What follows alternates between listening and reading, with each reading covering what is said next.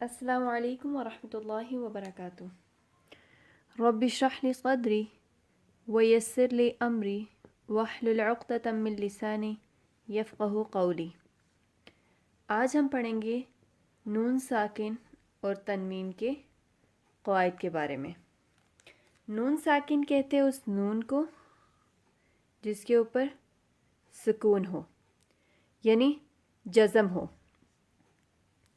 اور تنوین دو زبر، دو زیر اور دو پیش کو کہتے ہیں۔ اب نون ساکن اور تنوین میں ان دونوں کے جو قواعد ہیں وہ ایک ہی ہیں، اس وجہ سے کیونکہ جو تنوین ہوتی ہے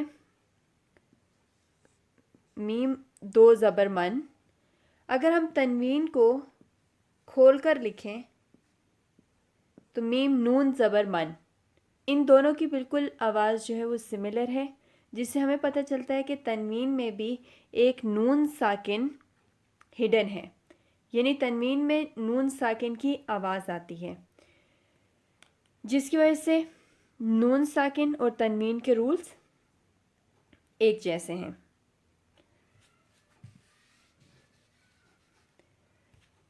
اس کے کل 4 رولز ہیں، 4 قواعد ہیں، جن کو ہم باری باری پڑھیں گے، وہ اس لیے تاکہ ساتھ میں ہم انہیں پریکٹس بھی کر سکیں۔ تو آج ہم جو ہے نون ساکن کا سب سے پہلا رول پڑھیں گے، جسے کہتے ہیں اظہار۔ اظہار کہتے ہیں کسی چیز کے ظاہر کرنے کو۔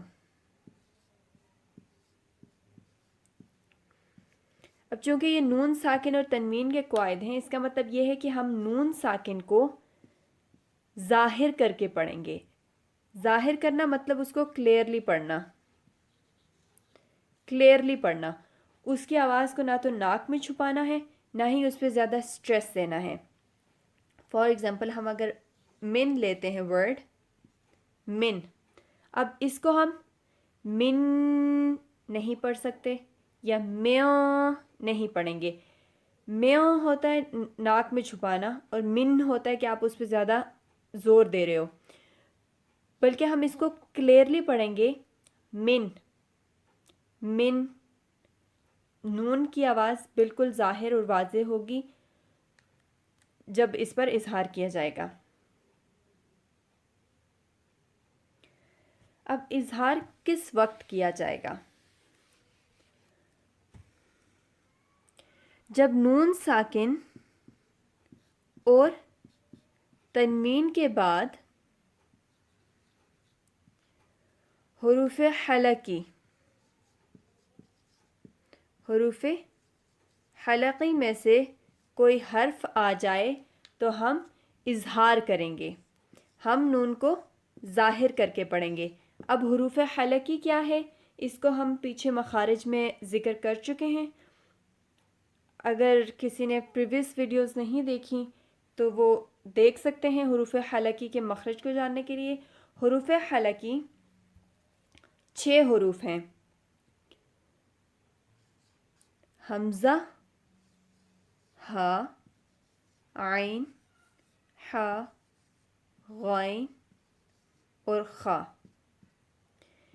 ان 6 حروف میں سے اگر کوئی حرف نون ساکن یا تنوین کے بعد، یعنی 2 زبر 2 زیر یا 2 پیش کے بعد آتا ہے، تو ہم اس نون کی آواز کو، جو چاہے تنوین میں ہو یا کلیئرلی نون ساکن لکھا ہو، اس نون کی آواز کو ہم ظاہر کر کے پڑھیں گے۔ اب اس کی ہم کچھ ایگزامپلس دیکھتے ہیں۔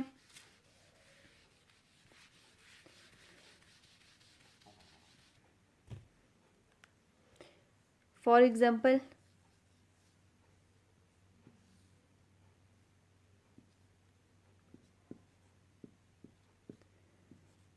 انعمت، اب اس میں ہمیں یہاں پہ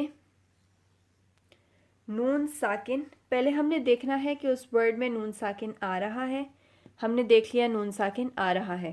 اب اس کے آگے حروف حلقی میں سے آئین آ رہا ہے، اس آئین کی وجہ سے ہمیں معلوم ہوا کہ اس نون ساکن پر ہم اظہار کریں گے۔